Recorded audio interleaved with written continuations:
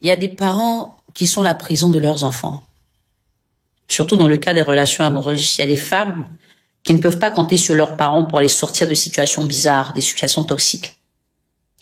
Dans mon livre, Ce que je pense des femmes, j'ai parlé de l'histoire d'une jeune dame.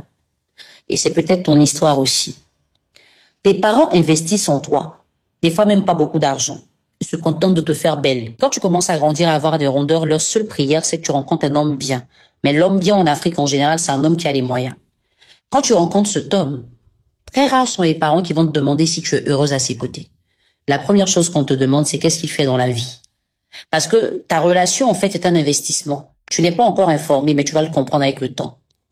Tes parents ont investi en toi, en te nourrissant, parce qu'ils espèrent que quand tu seras grande, tu choisiras un homme qui a beaucoup d'argent, qui va les aider en remboursant ce qu'ils ont mis en toi financièrement. Donc, la priorité, ce n'est pas qu'est-ce que cet homme peut t'apporter comme bonheur ou comme équilibre. C'est est-ce qu'il a les moyens de prendre soin de toi. Une fois que tu dis à tes parents que cet homme a les moyens, que la relation soit toxique ou pas, elle doit continuer. C'est en cela que tes parents deviennent très alliés à ton partenaire. Tu es dans ta relation et des fois, tu es victime de certaines violences. Et quand tu en parles à tes parents et que tu leur dis que tu veux partir, ils vont te sortir des choses dans le genre, on se marie pas pour divorcer. Et pourtant, ils savent que ta vie est en danger. Mais eux, leur vie est assurée. Et pour cela, tu n'as pas intérêt à rompre ta relation. L'homme qui te maltraite les appelle, il leur fait des cadeaux, il leur fait des promesses et eux, ils ont la charge de te convaincre de rester. Il y en a même qui veulent te déshériter. C'est même pas te déshériter parce qu'il n'y a rien à gagner. Tu vas être régné si tu ne respectes pas ce que je dis. Dans tout ce que tes parents sont en train de lutter là, il n'y a rien qui concerne ton bonheur, mais tout concerne leur honneur, leur épanouissement et des fois leur bien matériel qu'ils ont commencé à acquérir à partir de ta relation. Ils regardent le statut de cet homme. Ils sentent que quelqu'un d'autre peut pas le remplacer facilement.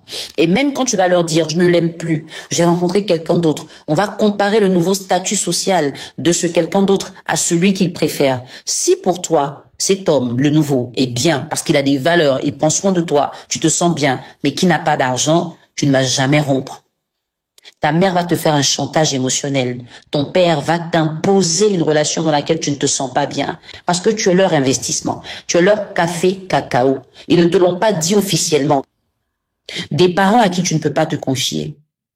C'est-à-dire que tu viens leur parler de ce que tu vis mal dans ta relation et ils t'accusent toi. Mais comment tu as fait et puis il a fait ça? Mais pourquoi tu fais ça pour qu'il fasse ça? Ils ne vont jamais chercher à te comprendre. Parce que pour eux, te comprendre, c'est t'encourager à arrêter d'alimenter cette relation qui les alimente en vrai.